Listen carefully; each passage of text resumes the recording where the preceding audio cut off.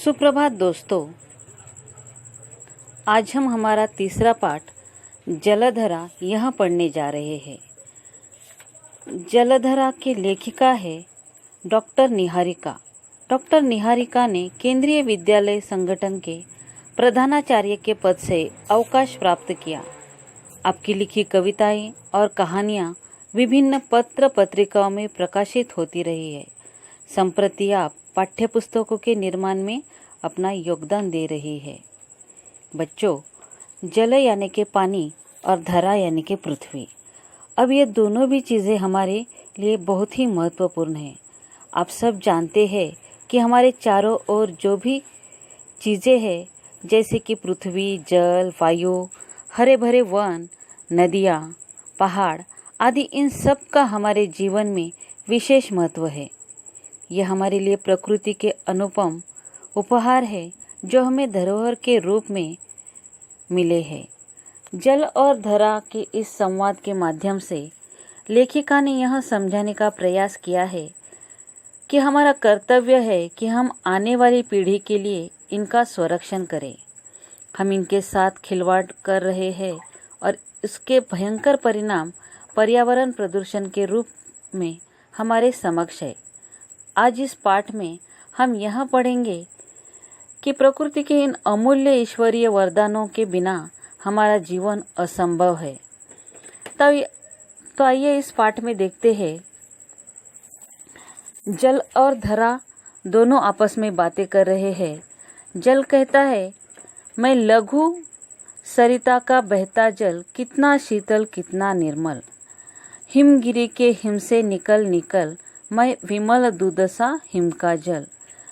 जल अपने खुद की प्रशंसा में कहता है कि मैं छोटी सी नदी से बहता गुजरता हूँ और इतना शीतल और निर्मल स्वच्छ हूँ कि हिमालय के हिम बर्फ से निकल निकल के मैं विमल दूध सा हिम का जल बन जाता हूँ। यानी कि शुद्ध ऐसा जल बन जाता हूँ। हिमालय से निकलकर मैं शुद्ध हिम का जल बन जाता हूँ। तो धरा कहती है, भाई जल, अपनी प्रशंसा के गीत क्यों गा रहे हो?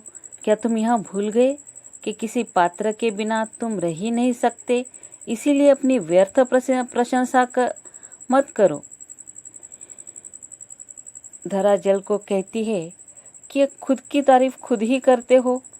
क्या तुम यह भूल गए कि तुम्हें रखने के लिए, तुम्हें संजो कर रखने के लिए किसी पात्र की आवश्यकता होती है? तो इसीलिए जिसको दूसरे की मदद लगती है वह खुद की प्रशंसा कैसे कर सकता है? तो जल कहता है, ठीक कहती हो तुम।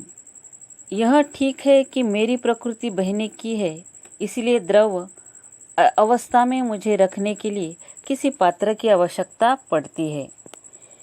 पर मेरा लचीला स्वभाव तो देखो, मैं हर रूप में ढल जाता हूँ।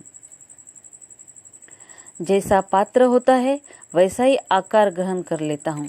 जैसे कि हम मटके में रखते हैं तो पानी का आकार भी उसी तरह का होता है। धरा कहती है, हाँ, मैं स्वीकार करती हूँ कि तुम्हें पदार्थ की इन तीनों अवस्थाओं, ठोस अर्थात बर्फ के रूप में, द्रव अर्थात पानी और गैस यानी कि बर्फ बाष्प के रूप में होने का गौरव प्राप्त है। परंतु उस समय तुम्हारा यह गौरव कहाँ चला जाता है जब तुम समुद्र के रूप में मेरी चट्टानों पर सिर पटकते हो। अर्थात पर्वत से समुद्र तक की यात्रा में जल अपने साथ चट्टानों के कण बहाकर लाता है। समुद्र तल में ये परत दर परत एकत्र होते जाते हैं। कालांतर में यही परतदार चट्टानें बन जाती है। तो जल कहता है, वह तो मेरी नियति है। चंद्रमा लगातार तुम्हारी परिक्रमा करता है। तुम्हारे और उसके बीच के आकर्षण के कारण ज्वार यानी पानी का एक ओर बढ़ जाना और भाटा यानी पानी के आकर्षण के कारण वापस अपनी जगह लौट जाना तो होंगे ही। लेकिन ज़रा इस बात पर तो गौर करो कि मैं विभिन्न प्रकार की गतियों की पहचान कराता हूँ। ज्वार भाटे के रूप में, दोलन गति का तो झरने के रूप में, तीव्र गति का अभ्यास कराता हूँ। नदी के रूप में धीमी गति का उदाहरण प्रस्तुत करता हूँ तो कुएं, तालाब और झील में शांत रूप में हूँ। मेरी जैसी विविधताएं तुम में कहाँ। तो धरती कहती है, इस सब से तो यही पता चलता है कि ज्वार भाटे के रूप में तुम्हारा स्वभाव ढुलमुल यानी कि अस्थिर है, झरने के रूप में उग्र है और नदी के रूप में शांत है। अर्थात धरा ने बताया है कि वह पर्वत, खाई, घाटी और सपाट मैदान के रूप में स्थिर है, लेकिन जल का ऐसा नहीं है, वह अस्थिर है।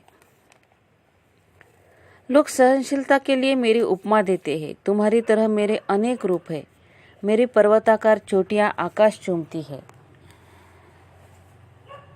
मैं तुम्हारी ठोस अवस्था बर्फ को आश्रय देती हूँ। पहाड़ों के तल पर मैं घाटी रूप में और उसके साथ ही गहरी खाई के रूप में रहती हूँ। जब तुम्हारा बर्फ रूप पिघलता है तो मैं तुम्हें झरनों और नदियों के रूप में पहाड़ों से नीचे घाटियों, खाइयों और सैर कराते हुए मैदानी क्षेत्र में लाती हूँ। तो जल कहता है, जल भाप बनकर ऊपर उठता है, फिर बादल बनकर जगह जगह वर्षा कराता है। इस वर्षा से सूखी धरती हरी भरी हो उठती है। जल कहता है, तुम यह कैसे भूल सकती हो कि आदि मानव जब जंगलों से बाहर आया था तो उसने वही डेरा डाला था जहाँ जल उपलब्ध था।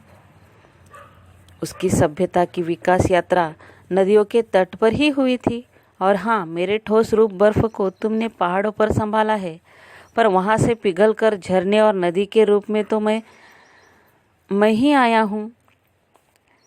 अर्थात आदि मानव को अपनी दैनिक आवश्यकताओं की पूर्ति के लिए जल की आवश्यकता थी। नदियों में जल का निरंतर प्रवाह बना रहता है। नदियों में पाए जाने वाले जल जीव उसके भोजन के काम आते हैं। सभ्यता के विकास के साथ नदियाँ यातायात के लिए भी साधन बनी हैं। धरती हंसकर कहती है, जरा सोचो, यदि पहाड़ों के बाद खाइयाँ, घाटियाँ और मैदानी भूभाग न होता तो तुम नीचे कैसे आते। वह तो गुरुत्वाकर्षण शक्ति के कारण आया। तो इस तरह जल और धरती ने अपनी अपनी महानता बताते हुए एक दूसरे से बातचीत की है। इस पाठ का अगला भाग हम अगले वीडियो में देखते हैं।